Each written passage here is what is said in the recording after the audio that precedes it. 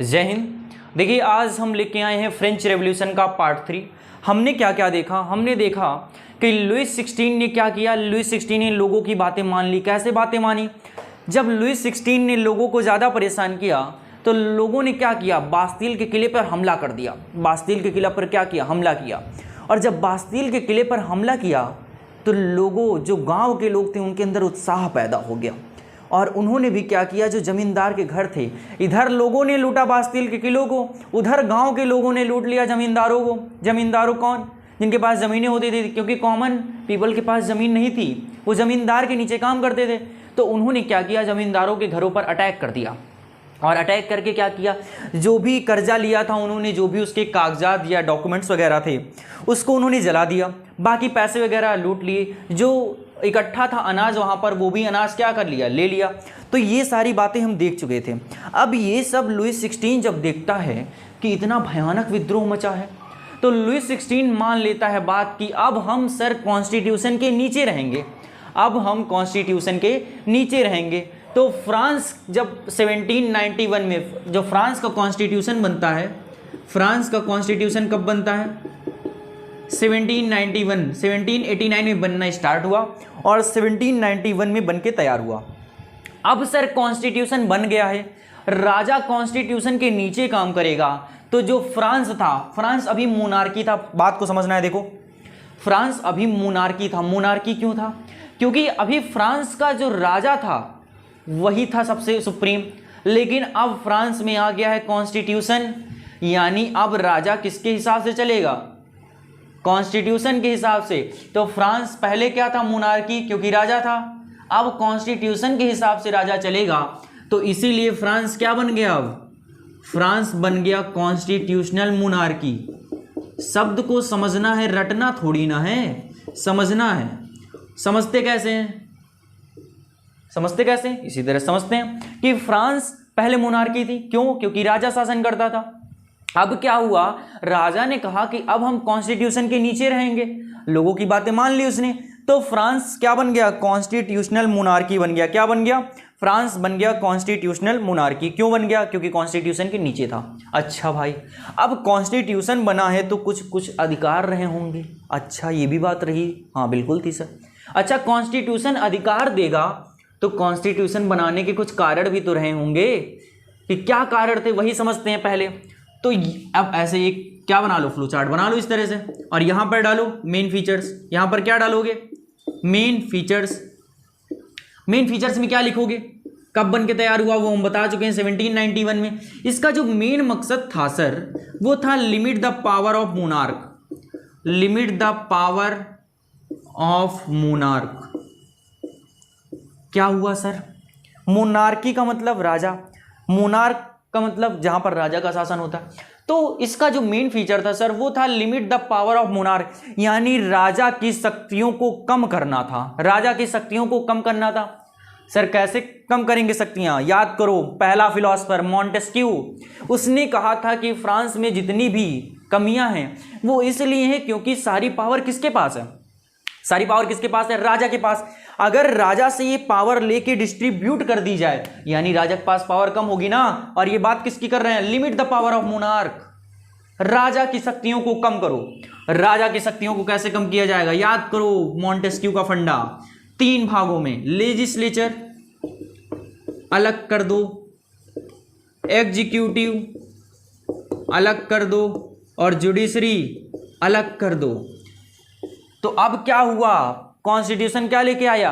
Constitution ने राजा की शक्तियों को कम करने के लिए लेजिस्लेचर बनाया, एग्जीक्यूटिव बनाया, जुडिशरी बनाया। और लेजिस्लेचर, अभी इस पे डीप पे चर्चा करेंगे, आप परेशान मत होइए। लेजिस्लेचर कौन ना बना पाए? राजा ना बना पाए, इसलिए लेजिस्लेचर को लोगों द्वारा चुना गया। किसके द्वारा चुना गया? लोगों द्वारा। तुम्हारे लिए कानून कौन बनाता है? मंत्री बनाते हैं। मंत्री कौन चुनता है? तुम चुनते हो। लेकिन यहां पर कुछ दिक्कतें थी, अभी उस पर चर्चा करेंगे। अभी सिर्फ इतना जानिए कि limit the power of monarch का मतलब हुआ कि राजा की शक्तियों को कम करना। राजा की शक्तियों को कम करना। राजा की शक्तियों को कैसे कम करेंगे सर? मॉन्टेस्क्यू ने कैसे कम किया? लेजिस्लेचर, एग्जीक्यूटिव और जुडिशरी बना के। क्या किया? लेजिस्लेचर, एग्जीक्यूटिव और जुडिशरी बना के। ठीक है, इतनी बात समझ में आई? अच्छा सर, अगर ये बात हुई तो और क्या कहा गया इसमें बात दी गई डिक्लेरेशन ऑफ राइट्स। क्या दिए गए सर? अधिकार दिए गए सर। कौन से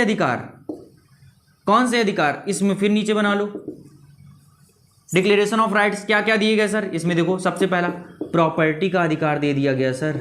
अब आपके पास जमीन होगी। अभी तक जमीन किसके पास थी? अभी तक जमीन थी किसके पास? जमींदारों के पास। लेकिन अब वही जमीन किसके पास आ गई है? फार्मर्स के पास। ये काफी अच्छा काम किया गया यहां पर। डिक्लेरेशन ऑफ राइट में प्रॉपर्टी दी गई, ठीक है। अच्छा, राइट टू वोट दिया गया, लेकिन 25 साल से ज्यादा जो लोग थे, कौन? 25 साल से। और किसको? 25 साल से उन लोगों को जो मेल थे, यानी वोटिंग का अधिकार सिर्फ मेल्स को दिया गया। और यही नहीं सर, वोटिंग का अधिकार उनको दिया गया जो 25 साल से बड़े थे, जेंडर जिनका मेल था, और जो अपने 3 दिन की कमाई, कितनी दिन की कमाई? 3 days ऑफ लेबरर्स वेज किसको देते थे? टैक्स के रूप में देते थे सर। किसके रूप में देते थे? टैक्स के रूप में। ये बात समझ में आई क्या? Right to vote. अब राइट टू वोट हो गया, थोड़ा इसको ऊपर लिख लेते हैं, अगर आपको दिख नहीं रहा होगा तो इसको ऊपर लिख लेते हैं। ये इधर limit the power of monarch हो गया ना, 1 हो गया। इधर हम लिख लेते हैं, ये दूसरा है, क्या है? राइट टू वोट दिया गया। क्या दिया गया? Right to vote. किसको दिया गया? जो 25 ईयर्स एबव थे। कौन? मेल। कौन? मेल। और जो अपनी सैलरी का 3 दिन की सैलरी, 3 days मिनिमम है sir, 3 days of labourers wage कहां दे देते थे सर? टैक्स में दे देते थे। कहां दे देते थे? टैक्स में दे देते थे। ये बात हुई। अच्छा, और क्या कहा गया इसके अंदर सर? ओपिनियन भी देने की। Opinion, right to opinion, right या फ्रीडम ऑफ ओपिनियन। फ्रीडम दिया गया। किसका दिया गया सर? ओपिनियन का, कि आप अपना क्या दे सकते हैं? ओपिनियन। फ्रीडम दिया गया, बोलने का अधिकार दिया गया सर, फ्रीडम ऑफ स्पीच। ये बातें इसमें कही गई। क्या कही गई सर? एक बार फिर से समझ लेते हैं। ठीक है, देखो, limit the power of monarch. राजा की शक्तियों को कम करने के लिए कॉन्स्टिट्यूशन लाया गया। किस तरह से किया गया? Legislature, executive, judiciary. फिर उसके बाद फ्रीडम दिया गया ओपिनियन देने का, कि आप अपनी बातें सरकार को बता सकते हैं। स्पीच, बोलने का अधिकार दिया गया सर, बोलने का। राइट टू वोट दिया गया, लेकिन किसको दिया गया? 25 ईयर्स के ऊपर मेल्स को दिया गया, और जो अपनी तनख्वाह का 3 days ऑफ लेबरर्स वेज देते थे, ठीक है। अच्छा, एक बात तरीके से ये सही थी, 3 days ऑफ लेबरर्स वेज। अगर आपको ऐसा लग रहा है कि ये गलत है, लेकिन एक तरीके से सही थी। क्यों सही थी? हम देख चुके हैं, हम क्या देख चुके हैं कि फ्रांस में तंगी थी सर, पैसा था नहीं। तो पैसा, अब लोग चाहेंगे ना कि हम भी चुने, जो हमारे लिए कानून बना रहा है हम भी उसको चुने। लोग चाहेंगे कि नहीं चाहेंगे? बिल्कुल चाहेंगे। तो लोग चाहेंगे, बिल्कुल चाहेंगे। तो इसीलिए लोग क्या करेंगे? टैक्स देंगे, क्योंकि अगर टैक्स नहीं देंगे तो चुनाव कैसे करेंगे? तो टैक्स देते थे। अब जब टैक्स देंगे तो पैसा आएगा सरकार के पास, और सरकार के पास जब पैसा आएगा तो तंगी कम होगी ना। तो ये बात तो सही थी, लेकिन गलतियां क्या थी? अब इसके आगे एक हेडिंग ऐसे बना लो, लिमिटेशंस क्या थी सर इसकी? लिमिटेशंस, चलो ये अगर हो गया हो तो ये बताएं, आगे चलते हैं। इसको अगर रफ कर देते हैं और इसके आगे हम लिमिटेशंस हेडिंग पढ़ते हैं, ठीक है। कॉन्स्टिट्यूशन बना, कॉन्स्टिट्यूशन के फीचर्स के बारे में बात कर ली है सर हमने, कि आखिर इसके क्या क्या मेन फीचर्स थे, ठीक है। अब हम लिमिटेशंस की बात करेंगे। अब हम किसकी बात करेंगे? लिमिटेशंस। गलतियां क्या थी सर इसकी? देखो, एक गलतियां इसकी यही हुई कि इसने क्या कर दिया? महिलाओं के अधिकार को हटा दिया, डिनाइड वुमेन राइट्स। और क्या किया इसने? किसको दिया? Richest section of society, give legislature to the richest section of society. कैसे? अभी समझा रहे हैं, don't worry. Richest section of society, इस तरह से पढ़ो, इस तरह से। क्या है भाई? Denied women rights. देखो, हमने कहा पहले लेक्चर में, वुमेन्स को राइट दिया गया क्या? नहीं दिया गया। क्या कहा हमने, राइट टू वोट किसको दिया गया है, मेल्स को दिया गया है। जो मेल 25 साल के ऊपर है और 3 दिन से ज़्यादा, 3 दिन या 3 दिन से ज़्यादा अपनी तनख्वाह दे देते हैं टैक्स में, लेकिन मेल्स को अधिकार ही नहीं दिया गया सर। पैसे की बात कहीं ही नहीं गई, डायरेक्ट आप वुमेन है, आप वुमेन हैं, आप महिला हैं, आपको राइट नहीं है, आपको राइट नहीं है, आप क्या नहीं कर सकते, आप वोटिंग नहीं कर सकते। महिलाओं को चुनाव का अधिकार दिया ही नहीं गया सर। और दूसरी बात, give legislator to the richest section of society, ये क्यों कहा मैंने, देखिए कॉन्स्टिट्यूशन जब बना तो लेजिस्लेचर जो कानून बनाते थे उनमें वही लोग खड़े हो सकते थे, जैसे लेजिस्लेचर क्या कह रहे हैं देखो, समझने का प्रयास करो। तुम्हारे यहाँ मंत्री लोग खड़े होते हैं, तो जब तुम्हारे यहाँ विधायक खड़ा होगा तभी तो वो जाके मंत्री वगैरह बनेगा, विधायक खड़ा होगा। तो यहाँ पर विधायक कोई भी खड़ा हो सकता है, लेकिन यहाँ पर विधायक खड़े होने की अनुमति दी ही नहीं गई। यहाँ पर तुम तभी खड़े हो सकते हो जब तुम बहुत ज़्यादा टैक्स देते हो, जब तुम बहुत ज़्यादा टैक्स देते हो तभी तुम चुनाव में खड़े हो सकते हो, और जब तुम चुनाव में खड़े होगे तभी तो जीतोगे, तभी तो लेजिस्लेचर में जाओगे। तो यहाँ पर लेजिस्लेचर में वही लोग गए जो बहुत ज़्यादा टैक्स देते थे। टैक्स बहुत ज़्यादा कौन देगा, अमीर, क्योंकि कॉन्स्टिट्यूशन जब आया तो इसने टैक्स दोनों लोगों के ऊपर लगाया, टैक्स दोनों लोगों के ऊपर लगाए, अमीर भी टैक्स देगा और गरीब भी टैक्स देगा। अब इसने काम खत्म कर दिया था, इसने चर्च को भी क्या कर दिया, खत्म कर दिया। क्या कर दिया इसने, चर्च को भी क्या कर दिया, खत्म कर दिया। चर्च की संपत्ति जब्त कर ली इसने, चर्च की भी संपत्ति जब्त, बता चुके हैं आपको, चर्च की संपत्ति जब्त कर ली, 2 बिलियन लाइव और बताए थे, याद करो। तो चर्च की संपत्ति जब्त कर ली।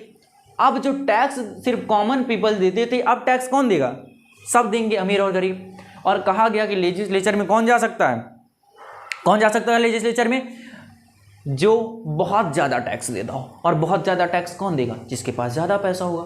यानी लेजिस्लेचर किसको दे दिया गया, रिचेस्ट सेक्शन ऑफ सोसाइटी। यानी अभी भी किसको हटाया गया, अभी भी जो गरीब लोग थे उनको क्या किया जा रहा है, उनको दबाया जा रहा है। क्यों दबाया जा रहा है, क्योंकि उनको कानून बनाने के लिए रखा ही नहीं गया सर। ये इस तरह से। अब बताओ यहाँ पे कोई दिक्कत नहीं, दिक्कत, अच्छा अब तुम इस तरह से पढ़ते ही नहीं हो, हमने क्या बताया बताओ, तुम कुछ भूलोगे, नहीं भूलोगे, क्यों, हमने क्या बताया, मेन फीचर्स बताए कॉन्स्टिट्यूशन के, एक बना लिया बढ़िया डायग्राम। क्या बताया हमने कॉन्स्टिट्यूशन के मेन फीचर में, 1791 में आया, इसने क्या किया, limit the power of monarchy. Constitution किस लिए आया, राजा की शक्तियों को कम करने के लिए।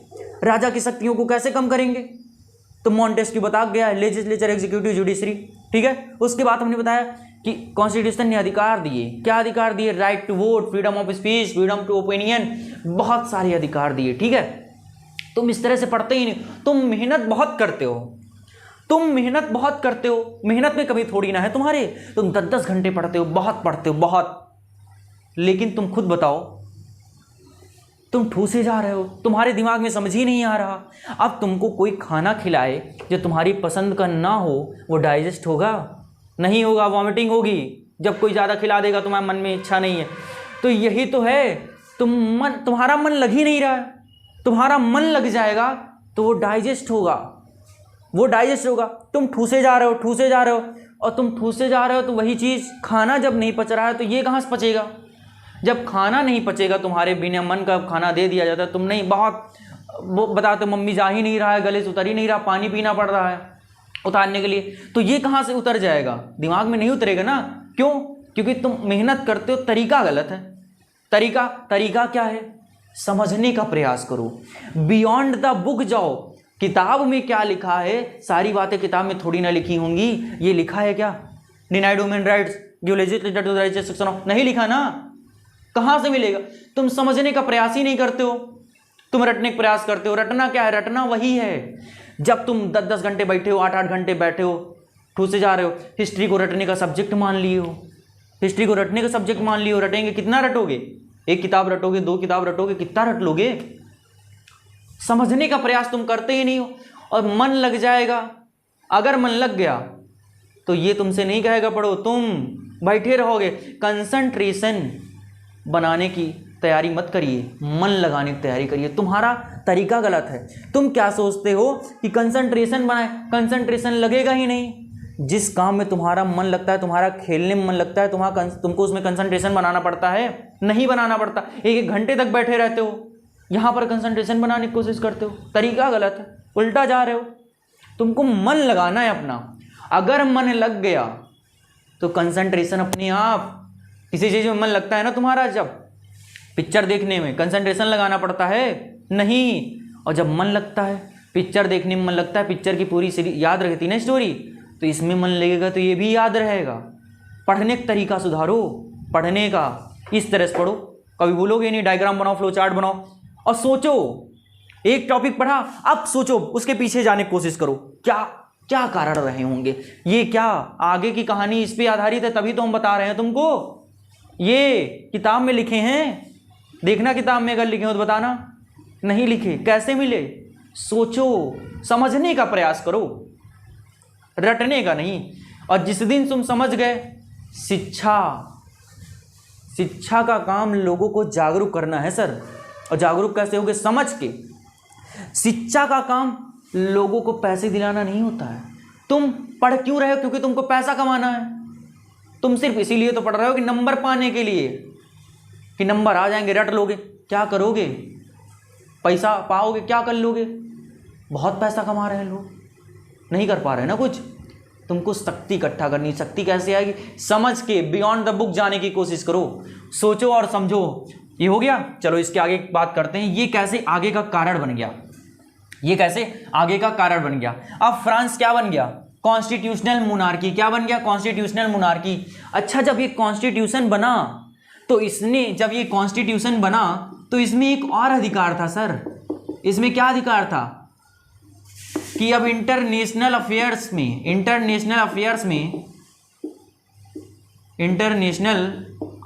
में जो भी चीज होगी वो लेजिस्लेटिव असेंबली करेगी सर, राजा नहीं करेगा। युद्ध अगर दूसरे देश से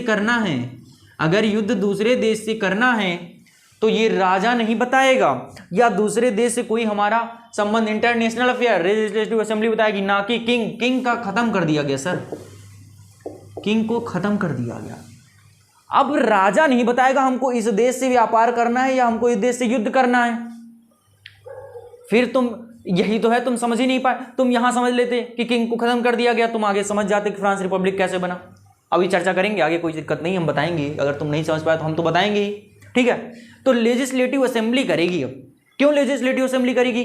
क्योंकि कॉन्स्टिट्यूशन बना इसलिए कि अब अधिकार लोगों को दिया जाए सर। राजा के अधिकार हमने देख लिया, राजा को अधिकार दिया तो फ्रांस की ये दुर्दशा हुई। अब लोगों को अधिकार दिया जाए सर। समानता की बात कही गई। रूसो, याद करो द सोशल कॉन्ट्रैक्ट। रूसो ने कौन सी किताब लिखी? The social contract. और उसने किसकी बात कही? फ्रीडम की बात कही सर।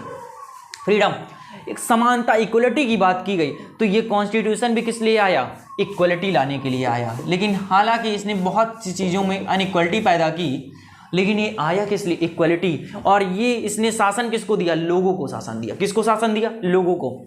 तो अब इंटरनेशनल अफेयर्स पे किंग क्या नहीं कर सकता? यानी दूसरे देश से अगर युद्ध करना है तो राजा नहीं बताएगा सर। अब राजा सिर्फ क्या है? एग्जीक्यूटिव है, लागू करेगा चीजों को, बताएगा नहीं। समझिए आप, राजा का अधिकार खत्म कर दिया गया। अच्छा, ये बात हो गई। अब हम बात करते हैं, जो हमने कहा कि लेजिस्लेचर, एग्जीक्यूटिव, जुडिशरी। तो एक तरफ लिख लिया जाए, जुडिशरी लिख लिया कि ये कैसे बने सर, कैसे बने और कौन कौन आता है इनके अंदर। एग्जीक्यूटिव हो गया और लेजिस्लेचर हो गया। अच्छा, इससे पहले थोड़ी सी चीज समझने की कोशिश करेंगे। देखो, राइट टू वोट किसको दिया गया है? राइट टू वोट किसको अधिकार दिया गया? वोटिंग का अधिकार किसको दिया गया? वोटिंग का अधिकार दिया गया 25 साल या 25 साल से बड़े मेल्स को दिया गया। किसको दिया गया? मेल को दिया गया, ठीक है। तो जो वोट करते थे उनको कहा गया एक्टिव सिटीजन। क्या कहा गया? Active citizen. और जो वोटिंग नहीं करते थे, जिनके पास वोटिंग का अधिकार नहीं था, वो कहलाए पैसिव सिटीजन्स। वो कौन सिटीजन कहलाए? Passive citizens. इनकी संख्या बहुत ही कम थी सर, पैसिव सिटीजन्स ज़्यादा थे। पैसिव सिटीजन्स ज़्यादा थे, वोटिंग ना करने वाले ज़्यादा थे और वोटिंग करने वाले कम थे, ठीक है। तो लेजिस्लेटिव, यानी जो लेजिस्लेटिव असेंबली है, इसको कौन लेके आएगा? वोट करेंगे, तो एक्टिव सिटीजन ने वोट किया। एक्टिव सिटीजन ने क्या किया? वोट किया। एक्टिव सिटीजन्स ने वोट किया। क्या किया सर? वोट किया। वोट करने के बाद इन्होंने लोगों को चुना कि नहीं? तो इन्होंने 50,000 इलेक्टर्स को चुना। 50,000 इलेक्टर में से ये 745 किसमें गए लेजिस्लेचर में? कैसे सर? समझ में नहीं आया होगा ना, हम बताते हैं। देखो तुम्हारे यहाँ क्या होता है, देखो तुम विधायक को चुनते हो, तुम विधायक को, हर विधानसभा से विधायक। अब वो विधायक क्या करते हैं? अच्छा इस तरह से चलो दूसरी बस, तुम सांसद को चुनते हो ना, तुम सांसद को चुनते हो, MP मेंबर ऑफ पार्लियामेंट। हर जिले से एक सांसद जाता है। अब जिले से सांसद गए, अब ये सारे सांसद और ये विधायक ये सब लोग मिलके किसको चुनते हैं? राष्ट्रपति को। तुम राष्ट्रपति को डायरेक्ट चुन रहे हो क्या? राष्ट्रपति को तुम चुन रहे हो? नहीं चुन रहे हो। कौन चुन रहा है? तुमने पहले किसी को चुना, फिर वो जाके चुन रहे हैं। तो यहां पर भी वही हुआ। एक्टिव सिटीजन ने पहले 50,000 इलेक्टर्स को चुना, 50,000 लोग चुनाव में खड़े हुए अलग अलग जगह पर, और एक्टिव सिटीजन्स ने उनको चुना। ठीक है, चुनाव में वो जीते। अब यही जो लोग जीते हैं, इनमें से 745 लोगों को क्या बनाया जाता था? लेजिस्लेचर के लिए, लेजिस्लेचर के। और लेजिस्लेचर किसको कंट्रोल करता था? एग्जीक्यूटिव को। आता कौन है सर इसके अंदर? एग्जीक्यूटिव में आता है किंग, यानी किंग पर कंट्रोल किसका है? किंग पर कंट्रोल किसका है? किंग पर कंट्रोल किसका है? लेजिस्लेचर का। लेजिस्लेचर कौन है? तुमने लोगों को चुना, लोगों ने इनको चुना, यानी इनडायरेक्टली तुम ही चुने हो ना, इनडायरेक्टली तुम ही ने चुना। और इनका कंट्रोल इस पे, यानी इनडायरेक्टली तुम्हारा कंट्रोल किस पे है? राजा पे। यानी लोग कंट्रोल कर रहे हैं किसको? राजा को। ये बात समझ में आई? अच्छा, मिनिस्टर्स भी तो होंगे जो मंत्री होते हैं सर, तो मिनिस्टर्स पे भी कंट्रोल किसका है? इन्हीं का है, इन्हीं का, लेजिस्लेचर का। ठीक है, और फिर इधर एक्टिव सिटीजन्स ने वोटिंग की और इन्होंने क्या डायरेक्ट किसको चुना? किसको चुना? जुडिशरी को। अब बताओ यहां पर कोई दिक्कत है? नहीं। अब इस तरह से पढ़ो, भूलोगे ही नहीं कभी जिंदगी में। देखो एक्टिव सिटीजन्स, अब इस तरह से पढ़ो। एक्टिव सिटीजन्स ने वोट किया, 50,000 लोग चुना, 50,000 लोग गए, 745 को चुना। 745 लोग हैं जो किंग को कंट्रोल कर रहे हैं, और तो एक्टिव सिटीजन्स ने इनको चुना, इन्होंने इनको चुना, यानी इनडायरेक्टली इन्होंने चुना। अब ये इनको कंट्रोल कर रहे हैं, यानी इनडायरेक्टली तुम कंट्रोल कर रहे हो। लोगों को कंट्रोल दे दिया गया, किसका? राजा का कंट्रोल। ठीक है सर, ये बात समझ में आई? अच्छा, इतनी बात अगर समझ में आई हो तो आगे चलें। अब चलते हैं थोड़ा सा आगे, और हेडिंग रहेगी हमारी France becomes a republic. France becomes Republic. क्या बन गया? फ्रांस गणराज्य बन गया। क्या बन गया? गणराज्य।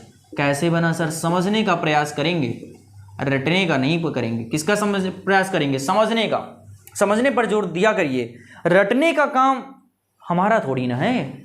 राजा बनना है तुमको, राजा।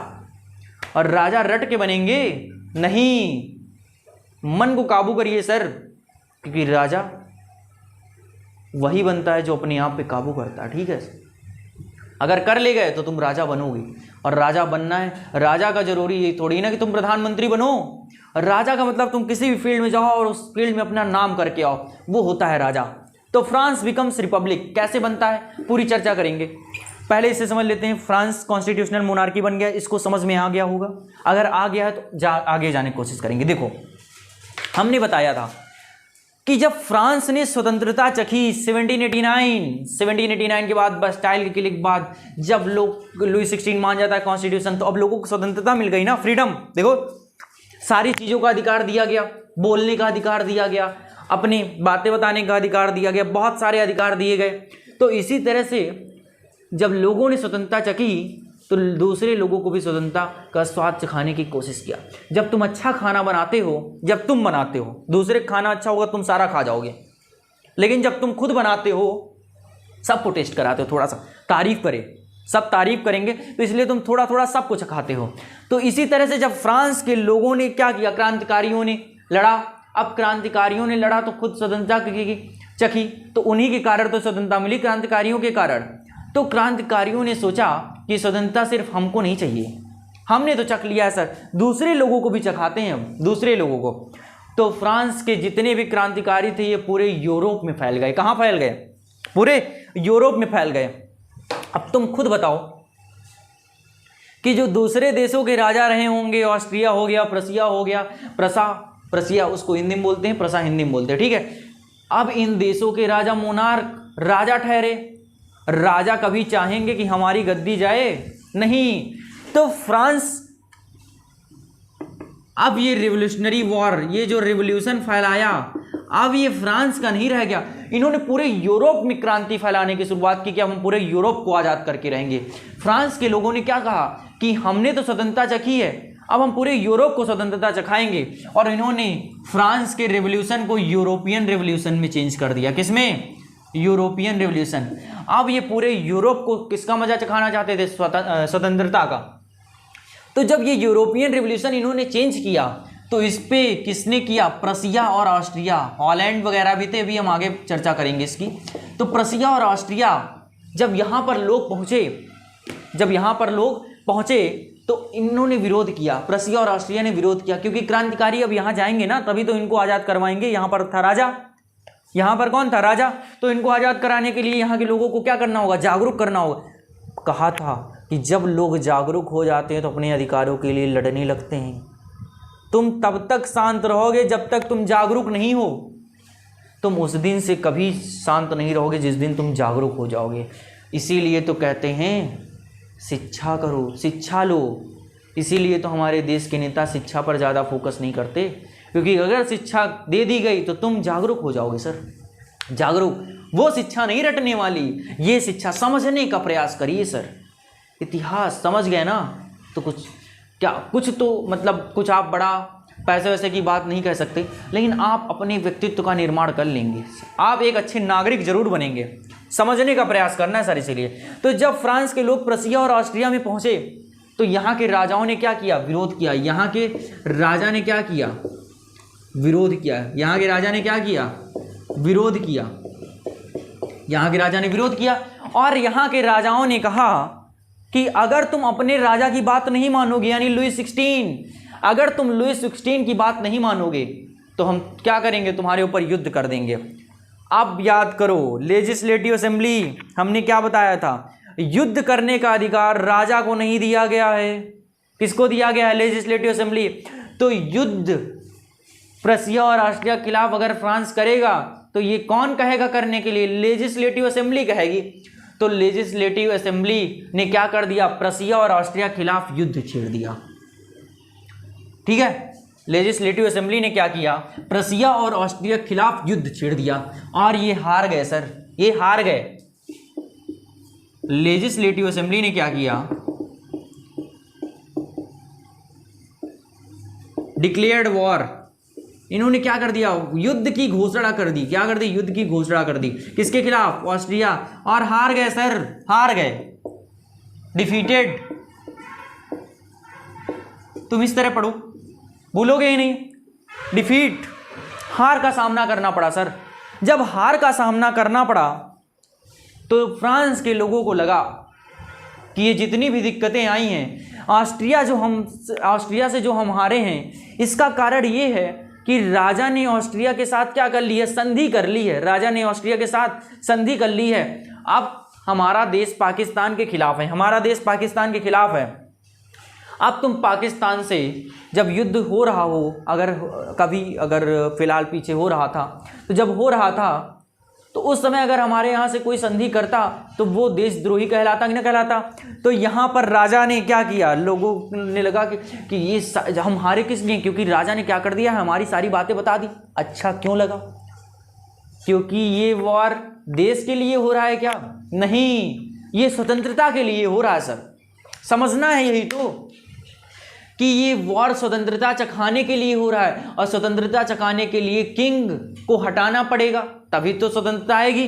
तो ये जो यूरोपियन रेवोल्यूशन हुआ, ये हुआ किंग यानी एरिस्टोक्रेसी के खिलाफ। किसके खिलाफ हुआ? एरिस्टोक्रेसी, राजशाही लोगों के खिलाफ में हुआ सर। ये युद्ध देश के बीच में नहीं हो रहा है, यही तो समझना है तुमको। ये युद्ध हो रहा है एरिस्टोक्रेसी के खिलाफ, राजा को समाप्त करने के लिए। तो दो राजा मिलेंगे कि नहीं मिलेंगे? अपना अस्तित्व बचाने के लिए लुईस 16 मिलेगा कि नहीं मिलेगा? तो लुईस 16 मिल गया ऑस्ट्रिया से। अब लुईस 16 जब ऑस्ट्रिया से मिल गया तो फ्रांस के लोग किससे हार गए? ऑस्ट्रिया से हार गए।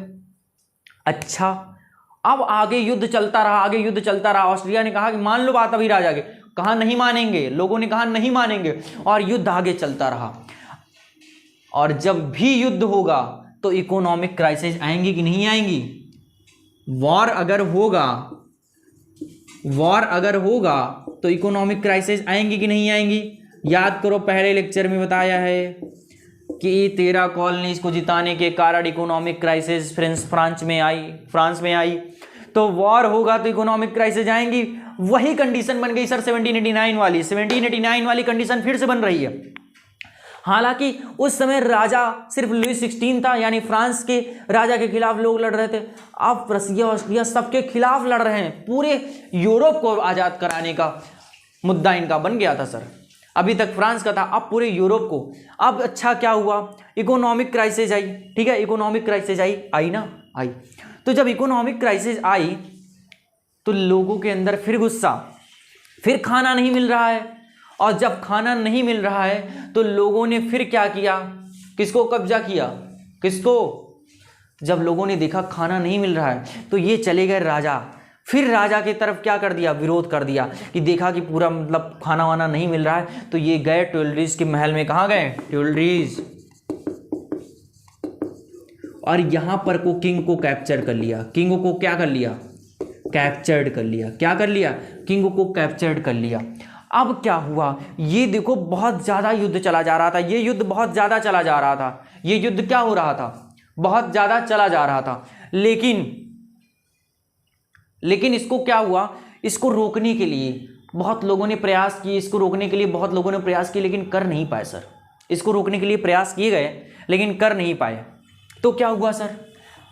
लोग इसको बढ़ाना क्यों चाहते थे? देखो, कोई भी देश हो युद्ध ज़्यादा देर तक नहीं चाहता है। कोई भी देश हो युद्ध ज़्यादा दिनों तक नहीं चाहता है। क्यों? क्योंकि उसी का तो नुकसान हो रहा है। इकोनॉमिक क्राइसिस बढ़ती जाएंगी सर। तो कोई भी देश हो तो युद्ध नहीं बढ़ाना चाहता है। तो यहाँ पर बढ़ाने क्यों चाह रहे थे? क्योंकि ये राजा के खिलाफ था। ये राजा के खिलाफ था, पहली बात हुई। और एक राजा नहीं, बहुत राजा। दूसरी बात, वही कॉन्स्टिट्यूशन वाली बात। आधे लोग तो स्वतंत्रता की लड़ाई लड़ रहे थे और बाकी लोग लड़ रहे थे ये वुमेन्स राइट्स, इसके लिए लड़ रहे थे सर। याद करो, कॉन्स्टिट्यूशन ने इनको अधिकार दिया नहीं दिया? तो ये अपने अधिकार के लिए लड़ रही थी। और रिचेस्ट सेक्शन ऑफ सोसाइटी इनको अधिकार दे दिए गए थे ना। इनको अधिकार दिए गए थे ना। तो गरीब लोगों को तो दिए नहीं गए। तो गरीब लोग किस लिए लड़ रहे थे? गरीब लोग अपने अधिकारों के लिए लड़ रहे थे। और यहां पर एक नए दल का जन्म हुआ, जैकोबिन का। किसका जन्म हुआ? जैकोबिन का। किसका जन्म हुआ? जैकोबिन का। तो आज हमने देखा जैकोबिन का जन्म हुआ। किसका जन्म हुआ? जैकोबिन का। अब इसके जो लीडर थे वो थे मैक्समिलियन रॉबेस्पियरे।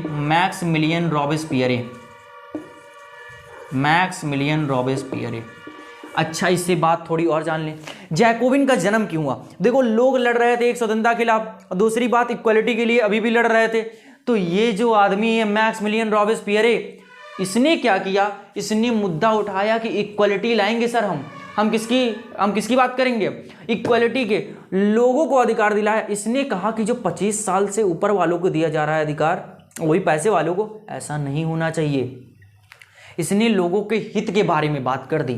पूरी जनता इसके साथ हो गई सर। पेरिस की पूरी भीड़ इसके साथ। किसके साथ? मैक्समिलियन रॉबेस्पियरे। क्यों?